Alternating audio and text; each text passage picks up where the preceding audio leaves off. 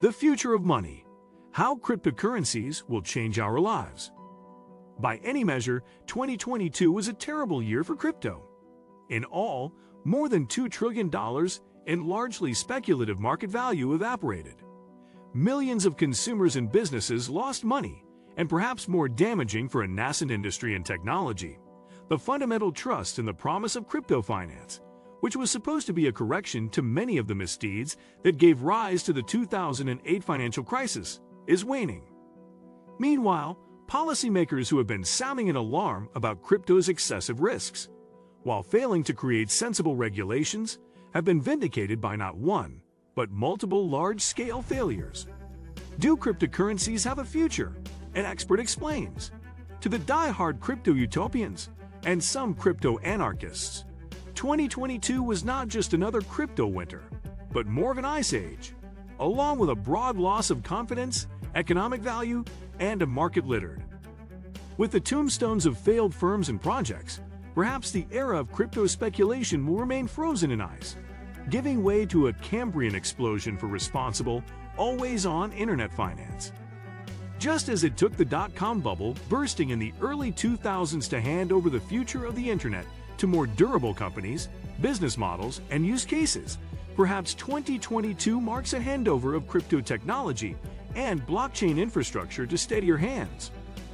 While the underlying technology of cryptography and blockchain is generalizable to all industries and coordinating activities, collectively the building blocks of Web3, experimentation at the core of financial services, among other sectors, continues unabated. Indeed, as a test of the staying power of digital assets and blockchains at the core of financial services and other areas of the global economy, watch what the big banks and mature financial services firms do, not what they say. While the most famous volte-face on policy towards crypto and blockchain belongs to JP Morgan, they are no longer alone among major financial institutions in embracing Web3. Arguably, just as boards and executive teams reluctantly own their cybersecurity and digital transformation mandates, the embrace of crypto technology is equally inevitable, even if the term feels like a bad word. For all its faults, this technology remains a protagonist in the global financial world. History is riddled with examples of otherwise good or neutral technologies being co-opted by bad actors, and those ever-present human follies of greed, nescience, risks of opportunity, or outright criminality. All of these are amplified in emerging, lightly regulated sectors and accelerated by technology. Indeed, no sector is risk-free, especially not one involving money. However, crypto punishes the errant at speed, giving bad actors few places to hide. Remember how crypto was born from anonymous trading activities on the so-called dark web?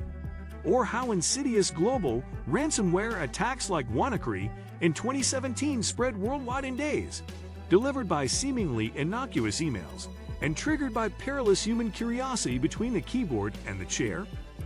Yet we didn't ban the internet or email. The more enduring approach with all breakthrough technologies is to net out their harmful effects by placing technologies, like all tools, in the hands of responsible actors and encouraging their responsible use. Herein lies the regulatory and policy conundrum with the epic crypto failures in 2022. The countries that enable responsible competition will shape the future.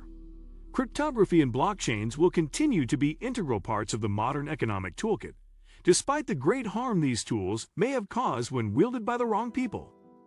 Like quantum computing and artificial intelligence, we are told they're set to change the world, but few of us understand how that might actually work or what their impact might be. Cryptocurrency is now regarded as an asset class, worthy of the investment itself, and regularly hits the headlines. Cryptocurrency and digital currency have the potential to revolutionize the way we pay, borrow, and lend. What is cryptocurrency? Cryptography is simply using coded communication to protect information, ensuring only the intended recipient can read or process it. Cryptocurrencies, like other currencies, are a medium of exchange for goods and services that utilize a coded interface to record the transactions. Cryptocurrencies are, in simple terms, currencies secured by cryptography. Bitcoin is the most recognizable cryptocurrency, and arguably, but not certainly, the first. Bitcoin is a cryptocurrency secured by what is known as the Secure Hash Algorithm, SHA.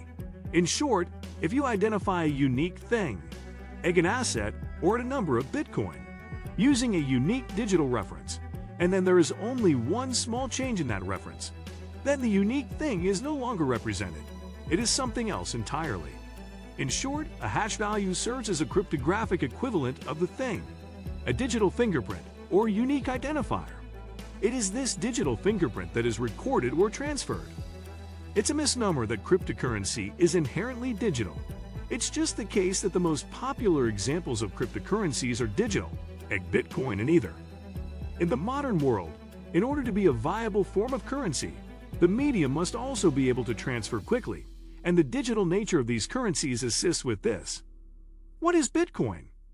Bitcoin is the best-known cryptocurrency. Its history and mechanics are technical. We've extracted three key components to explain how the currency works. Blockchain. This is the technology that underpins the currency. Computers solve sophisticated algorithms, blocks, to come to a consensus on the validity of a transaction. Either digital fingerprint of an asset, transfer, or cryptocurrency is confirmed. If they reach a consensus, the transactions are confirmed and added to the chain. The blockchain is simply a ledger that contains all verified transactions. It is impossible to change transactions once they have been added unless the majority of computers reach a consensus to do so. For this reason, so-called double spend is exceedingly difficult, fraudulently or otherwise. We use the term ledger above. You may have come across the phrase distributed ledger technology, DLT. A blockchain is a type of DLT. The key behind the blockchain and DLT is the word distributed. It is a record that is written onto many ledgers at the same time, meaning that, at least in theory, one actor does not control the record and no actor may change the record. If the protocol for the DLT changes, if the user base or developers decide to update the software governing the DLT, then the DLT divides, it forks.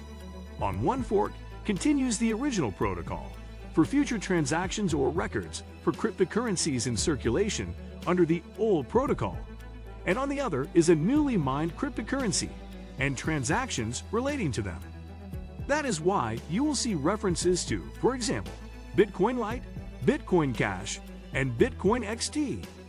These are completely different cryptocurrencies that derive from the original Bitcoin code. The act of having a computer dedicated to verifying transactions and putting them on the immutable DLT is known as mining. Computers compete to solve a difficult puzzle, to verify a transaction, and the winner, which adds the next block to the blockchain, is rewarded, often with the issue to them of the new cryptocurrency, but see below regarding other DLTs. This incentivizes the verification of transactions and ensures a steady release of Bitcoin into the market. Only the winner will be rewarded, so mining can certainly be regarded as a gamble. What do you think of our video? Let me know in the comment section below. Before you go, please hit the like button and subscribe to my channel. Thanks for watching.